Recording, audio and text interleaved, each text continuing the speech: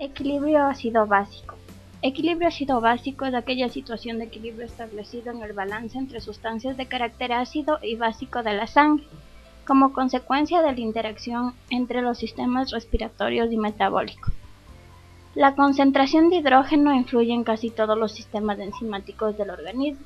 Esto debe ser de forma precisa.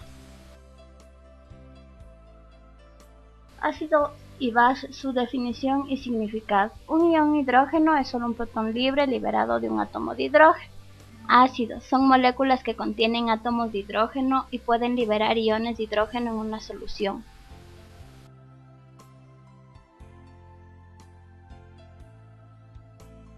Base es cuando un ion o una molécula puede aceptar un hidrógeno.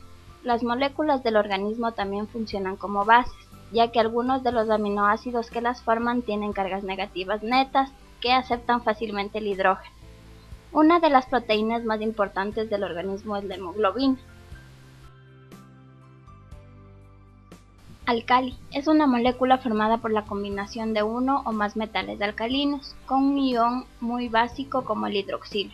Los términos base y alcali suelen usarse como sinónimos. La porción más básica de esta molécula reacciona rápidamente con los hidrógenos, extrayéndolos de la solución. Acidosis es la adición excesiva de un hidrógeno en los líquidos orgánicos. Y alcalosis es la extracción excesiva de los hidrógenos de los líquidos orgánicos. Ácidos, bases fuertes y bases débiles. Ácido fuerte es aquel que se disocia rápidamente y libera grandes cantidades de hidrógeno a la solución, por ejemplo el HCl. Ácidos débiles tienen menos tendencia a disociar iones, por lo tanto liberan menos hidrógeno con menos fuerza, por ejemplo el H2CO3. Base fuerte es la que reacciona rápidamente y potente con un hidrógeno, por lo tanto lo elimina con rapidez de la solución. Base débil se une al hidrógeno de una forma mucho más débil de lo que lo hace el OH. La mayoría de ácidos y bases de líquido extracelular que intervienen en la regulación ácido-básica normal son débiles. Defensas frente a los cambios de la concentración del ion hidrógeno, amortiguadores, pulmón y riñón.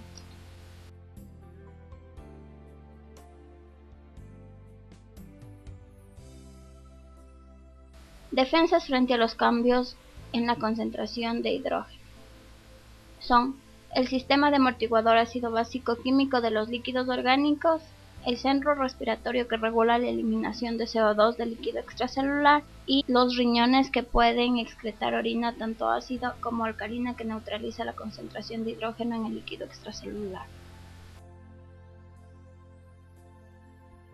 La amortiguación del hidrógeno en los líquidos corporales. Amortiguador es cualquier sustancia capaz de unirse de manera reversible a los hidrógenos. Cuando aumenta la concentración de hidrógeno, la reacción se desplaza a la derecha y se une más al hidrógeno amortiguador, siempre y cuando este último esté disponible. Cuando la concentración disminuye a la izquierda y se liberan hidrógenos del amortiguador. El sistema amortiguador de bicarbonato va a constar de dos reacciones, que son un ácido débil y una sal de bicarbonato. Gracias a esta débil disociación de ácido carbónico, la concentración de hidrógeno es sumamente pequeña. Cuando se le añade un ácido fuerte como el HCl a la solución de bicarbonato de HCO3, amortigua los iones de hidrógeno liberados del ácido. Como resultado se forma más ácido carbónico, por consiguiente el aumento de producción de CO2 y de H2O. El exceso de CO2 estimula la respiración y elimina el CO2 del líquido extracelular. Cuando a la solución amortiguadora de bicarbonato se le añade una base fuerte, las reacciones se producen opuestas. El OH procedente del NaOH se combina con el H2CO3, así la base débil NaHCO3 sustituye a la base fuerte y al mismo tiempo disminuye la concentración de H2CO3, lo que favorece la combinación de CO2 con agua para sustituir el H2CO3.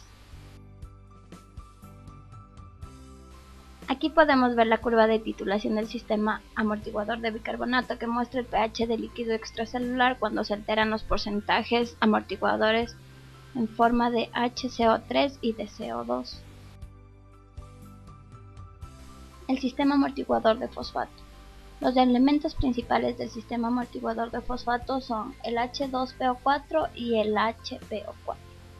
Cuando se añade a una mezcla de estas sustancias un ácido fuerte como el HCl, la base HPO4 acepta el hidrógeno y se convierte en H2PO4. El resultado de esta reacción es que el ácido fuerte es sustituido por una cantidad adicional de NaH2PO4, con lo que minimiza la disminución del pH. Cuando una base fuerte como el NaOH se añade al sistema amortiguador, el H2PO4 amortigua los grupos OH para formar cantidades adicionales de HPO4 más agua. Las proteínas son amortiguadores intracelulares importantes. Las proteínas son uno de los amortiguadores más importantes del organismo, gracias a sus elevadas concentraciones, sobre todo en el interior de la célula. Regulación respiratoria del equilibrio ácido-básico. La segunda línea de defensa frente a los trastornos del equilibrio ácido-básico es el control de los pulmones del CO2 sobre el líquido extracelular. El incremento de la ventilación elimina el CO2 del líquido extracelular y esto va a reducir la concentración de hidrógeno. La disminución de la ventilación aumenta el CO2 y esto eleva la concentración de hidrógeno en el líquido extracelular. La aspiración pulmonar de CO2 equilibra su producción metabólica. Los procesos metabólicos intracelulares dan lugar a una producción continua de CO2. Este va a difundir de las células hacia los líquidos intersticiales a la sangre, lo cual transporta hacia los pulmones, donde se difunden a los alvéolos para pasar a la atmósfera mediante la ventilación pulmonar. Si la producción metabólica de CO2 aumenta, es probable que lo haga también la PCO2 del líquido extracelular. Si la producción metabólica desciende, también lo hará la PCO2. Cuando aumenta la ventilación pulmonar, el CO2 es expulsado de los pulmones y la PCO2 del líquido extracelular baja. En este gráfico vamos a ver el aumento de la ventilación pulmonar y esto va a reducir la concentración de hidrógeno en el líquido extracelular y también va a elevar el pH. El aumento de la concentración de hidrógeno estimula la ventilación alveolar. En esta figura podemos ver el efecto del pH sanguíneo en el índice de la ventilación pulmonar.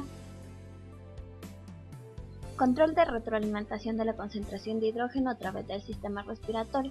El aumento de la concentración de hidrógeno va a aumentar la ventilación alveolar y esto va a disminuir la PCO2. Cuando hay un trastorno como la acidosis respiratoria, el cambio primario va a ser el aumento de PCO2 y el pH va a disminuir, la respuesta compensadora va a aumentar. En la alcalosis respiratoria va a ser al contrario, la PCO2 va a disminuir, el pH va a incrementarse y el HCO3 en respuesta compensadora va a disminuir. Eficacia del sistema respiratorio de la concentración del ion hidrógeno. El control respiratorio no puede normalizar del todo la concentración de hidrógeno.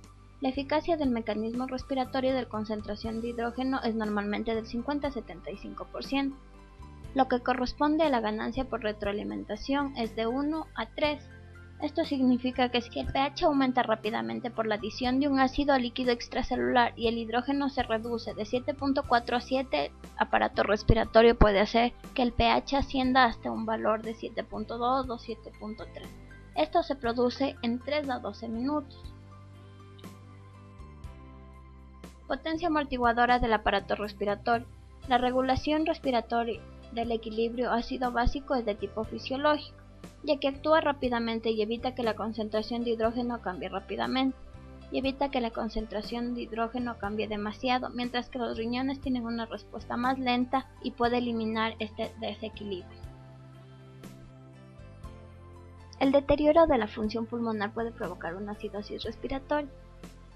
Las alteraciones de la respiración pueden provocar cambios en la concentración de hidrógeno. Por ejemplo, en un enfisema grave hace que disminuya la capacidad de los pulmones de eliminar CO2. Esto hace que se vaya acumulando el CO2 en el líquido extracelular, lo que va a producir una acidosis respiratoria. Control renal del equilibrio ácido-básico. En los túbulos se filtran grandes cantidades de HCO3 y si pasan a la orina se extraen bases de la sangre. Las células epiteliales de los túbulos también secretan hacia la luz tubular bastante hidrógeno, lo que hace que se elimine de la sangre. Si se secreta más hidrógeno que HCO3 se producirá una pérdida neta de ácidos en los líquidos extracelulares. Si se filtra más HCO3 que hidrógeno, la pérdida neta será de las bases. Cuando disminuye la concentración de hidrógeno en el líquido extracelular, o sea en una alcalosis, los riñones dejan de absorber el HCO3 filtrado, lo que aumenta la excreción de este por la orina. En la alcalosis los riñones no excretan HCO3 hacia la orina, sino que reabsorbe todo lo que se ha filtrado y además producen HCO3 nuevo que envía de vuelta al líquido extracelular. De esta forma los riñones regulan la concentración de hidrógeno, la secreción de hidrógeno, la reabsorción de HCO3 filtrado y la producción de nuevo HCO3. Secreción de hidrógeno y reabsorción de HCO3 por los túbulos renales. Se da casi en todas las porciones de los túbulos, excepto en las ramas finas de ascendente y descendente de las asas de Henle.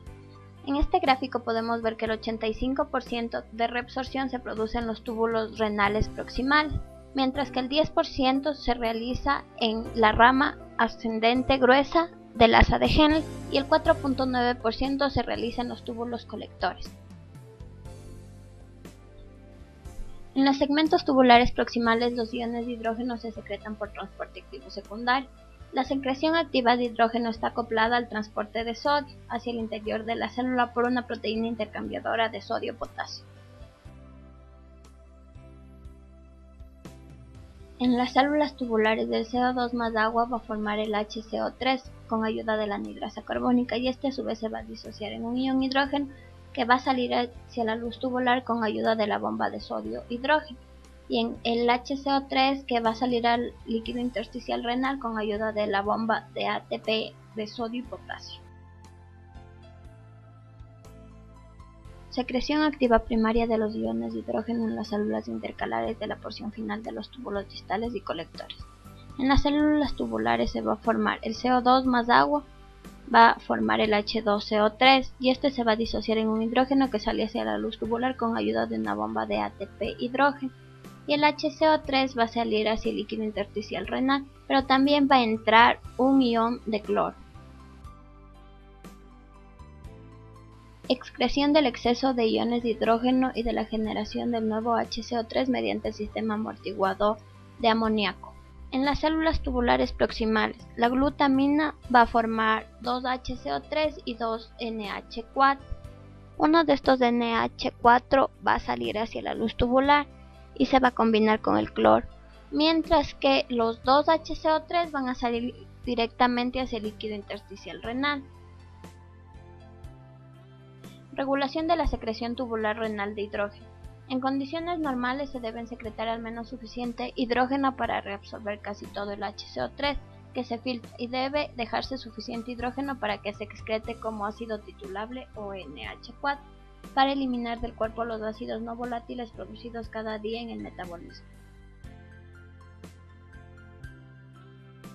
Los estímulos más importantes para aumentar la secreción de hidrógeno en la acidosis son el aumento de la PCO2 del líquido extracelular en la acidosis respiratoria y el aumento de la concentración de hidrógeno en el líquido extracelular en la acidosis respiratoria o metabólica.